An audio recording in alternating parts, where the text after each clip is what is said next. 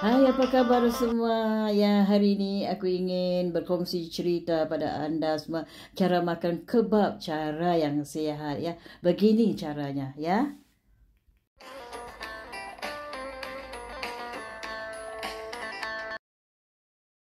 Ya, hai, apa kabar anda semua? Bila anda melihat ya daging yang tergantung terpapar di adalah daging kebab ya, kesukaan ramai ya. Ini makanan orang Arab, orang kita juga suka ya, rasanya enak sekali ya.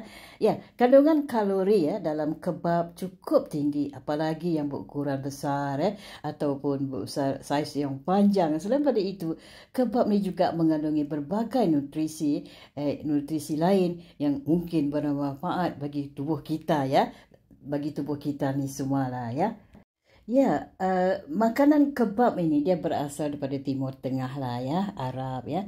Jadi kebab ni menjadi salah satu kata orang makanan yang mengiurkan kita lah dan digemari banyak orang-orang kita lah di Singapura, Indonesia lah, Malaysia dan di mana-mana sajalah orang Asia suka ya dengan kebab ya. Ya, kita perlu juga tahulah kandungan kalorinya mungkin tinggi juga ya, tapi kita makan berpada-pada lah ya. Ya, itu dia.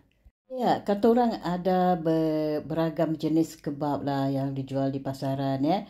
Mulai daripada kebab ayam, kebab daging lembu ataupun sapi ya, kebab domba hinggalah sayur-sayuran juga mereka jadikan masukkan dalam kebab yang mereka tidak suka daging ya. Ya, jadi jenis kebab yang paling sering dijual dijajakan adalah berisi daging sapi ataupun daging lembu ya. Daging kebab ni kata orang ni dengan beragam macam rempah-rempah ratus ya, ala-ala Arab ni memanglah enak ya. Terkadang yogurtnya juga digunakan membuatkan daging menjadi lebih halus ya. Setelah itu daging akan dimasak perlahan dengan menggunakan alat putar. Jadi khusus yang di umumnya kita temui di sebagian besar ya penjajah kebab ya, itu dia. Ya, nutrisi dan kalori kebab ni ya, terdapat beragam jenis isiannya yang menemankan, kata orang menemani daging. Please like, share, comment. Thank you for your time. Ulang lagi sekali supaya kita tidak lupa ya. Dia ni ya, nutrisi ya dan kalori kebab yang terdapat dalam beragam jenis isian yang menemani daging ya di dalam kebab. Jadi mulai daripada daging, sayuran hingga keju. Jadi ingin tahu apalah saja nutrisi yang dan kalori yang terkandung di dalam kebab ni berdasarkan isinya ya. Ya, macam daging kebab ni ada beberapa jenis daging kebab mula daripada ayam hingga sapi ya. Sapi tetap daging lembu lah. Daging kebab yang terbuat daripada ayam ni mengandungi sekitar 70 kalori dan 14 gram protein per 100 gram penyajian ya. Penyajian tu maksudnya persediaan lah.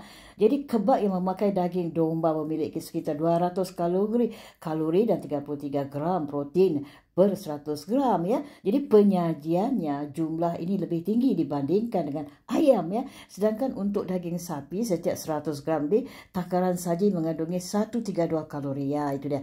Jadi selada ya, satu posisi sebab terdiri dari beberapa jenis sayuran ya. Salah satunya adalah selada ya, secangkir selada mengandungi sekitar 8 kalori, 0,6 gram protein, jadi 1 gram serat dan 1,5 gram karbohidrat ya.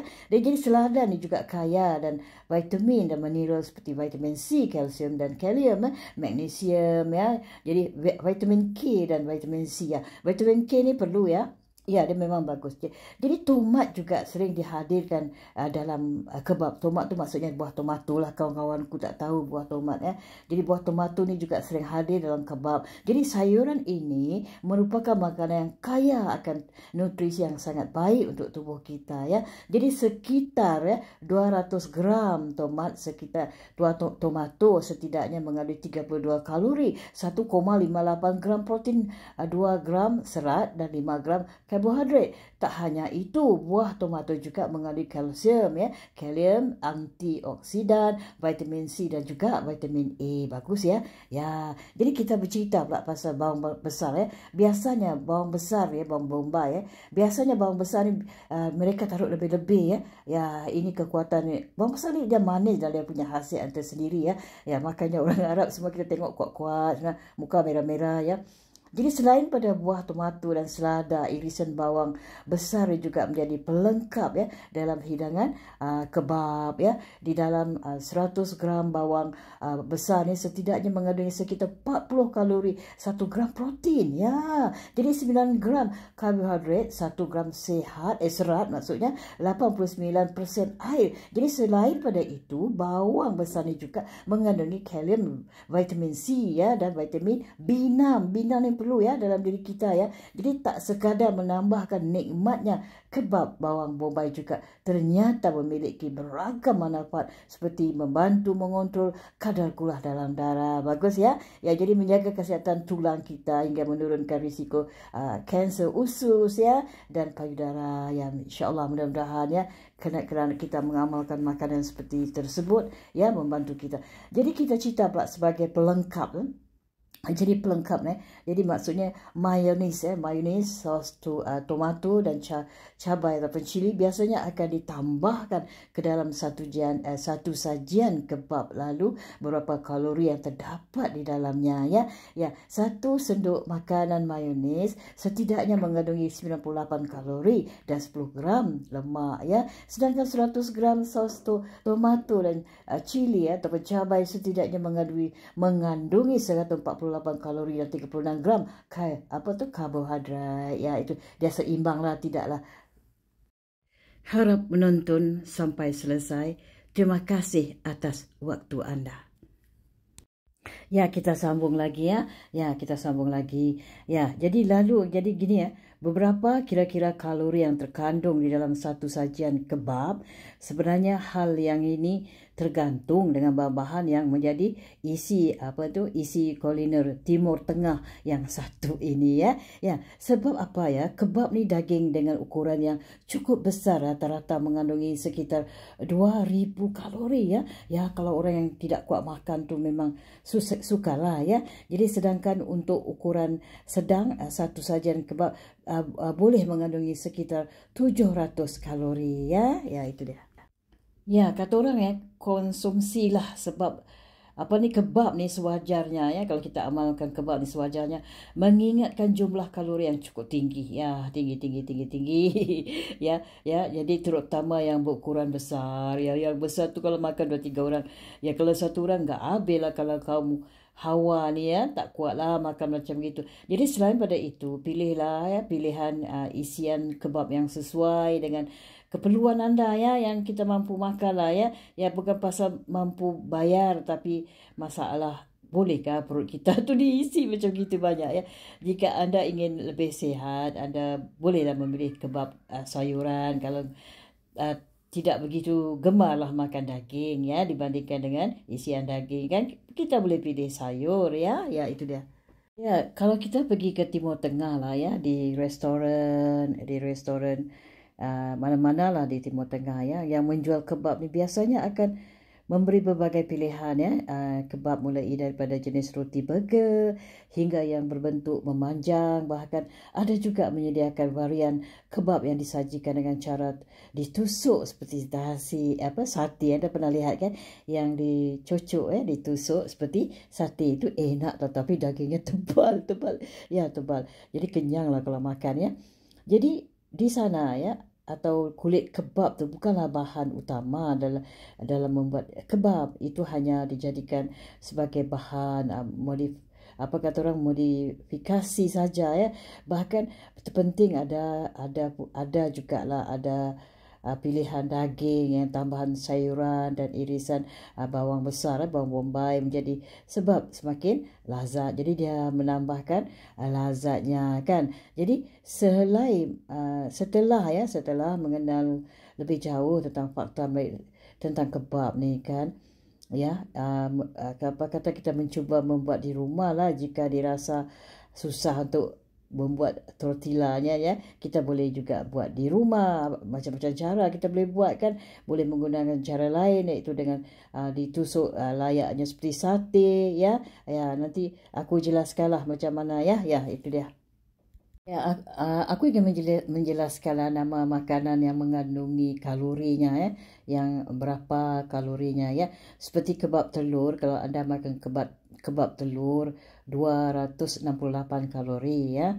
Kebab telur dicampur pula dengan daging. Ada orang tu sudah makan kebab telur dicampur pula dengan daging. Wah, bertambah tinggi lah. Jadi jumlahnya 344 kalori ya. Jadi kalau kebab telur campur dengan ayam, jumlahnya 311 kalori. Sebab kalau telur campur dengan kebab telur, kalau campur dengan sosesnya tak kira lah apa ya, lebih kurang 343 kalori. Kebab telur kalau dicampur pula dengan keju, jumlahnya 308 kalori, tinggi ya. Kebab telur campur dengan mi, ada pula campur dengan mi. Aduhai, ini tinggi, 458 kalori. Bolehkah anda termakan ini? Jadi kalau kebab telur dicampur dengan nugget, jumlahnya 342 ya, 42 kalori ya, 42 kalori ya.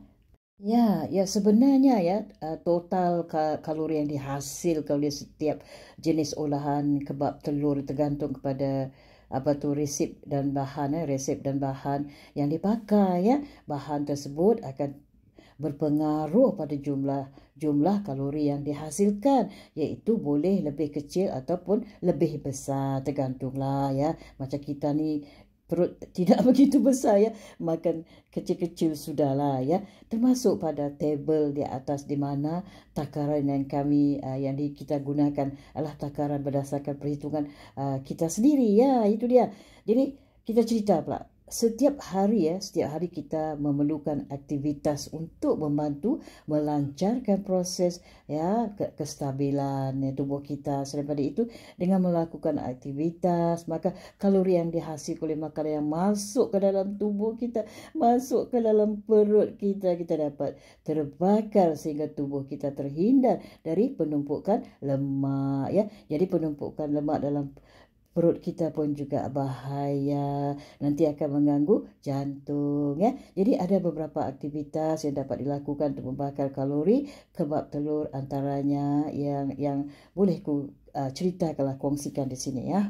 Di sini lebih kuranglah aku menyarankanlah, kalau anda makan begitu berat, anda perlu berjudo lah, macam seperti senaman seperti bersilat gitulah. Lebih kurang 31 minit ya. 31 minit. Anda perlu bersepak bola lah. Saja-saja main saja di padang bola ya. Supaya dia cairlah segala lemak-lemak dalam perut kita ya.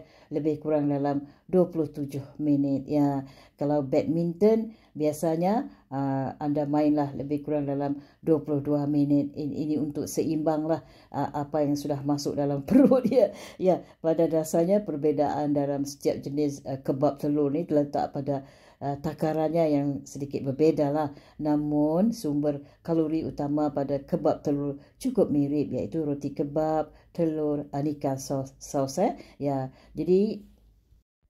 Jadi persoalannya, apakah kebab telur ni boleh diamalkan saat kita diet? Ya, diet adalah sebuah kegiatan mengontrol ataupun mengurang berat badan dengan memperhatikan jumlah kalori yang masuk dalam tubuh kita. Biasanya dapat saat diet seseorang akan menghindari amalan beberapa makanan ya. Bila kita berdiet kan kita perlu mengamalkan beberapa makanan, mengelakkan beberapa makanan. Jadi padahal kita tetap boleh mengamalkan seluruh jenis makanan yang katakan ini. Hanya saja ada beberapa jenis makanan jumlahnya perlu sedikit dikurangi. Hal ini kerana tubuh tetap memerlukan nutrisi agar tubuh tetap sihat ya saat program diet sedang berlangsung ya. Kebab ni merupakan jenis makanan cepat saji yang banyak kita temui di sekitar tempat kita tinggal ya. Jika dilihat dari daftar kalorinya, satu porsi kebab telur mengandungi sekitar 268 kalori, ya itu dia. Sedangkan jika diperhatikan isiannya, satu porsi kebab mengandungi beberapa porsi, iaitu karbohidrat dari tortilla, protein dan lemak dan telur dan serat dari sayuran. Dengan demikian, sesekali mengamalkan kebab telur pada saat kita diet bukanlah suatu masalah, ya bukanlah suatu masalah. Perlu diingat bahawa kebab telur merupakan salah satu jenis makanan cepat saji. Oleh kerana itu, anda tidak boleh mengamalkannya terlalu sering, terutama pada saat kita berdiet. Dilansir dari kata orang itu, ada beberapa masalah kesihatan yang boleh terjadi akibat terlalu sering mengamalkan makanan yang cepat saji, yang berat. Ini ya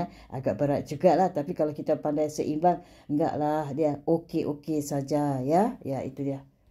Ya, Kak, setakat inilah dulu perkongsian ceritaku tentang kebab, cara makannya, cara diet dan sebagainya, ya. Terima kasih atas waktu anda. Jangan lupa subscribe, ya. Terima kasih anda menonton sampai selesai, ya.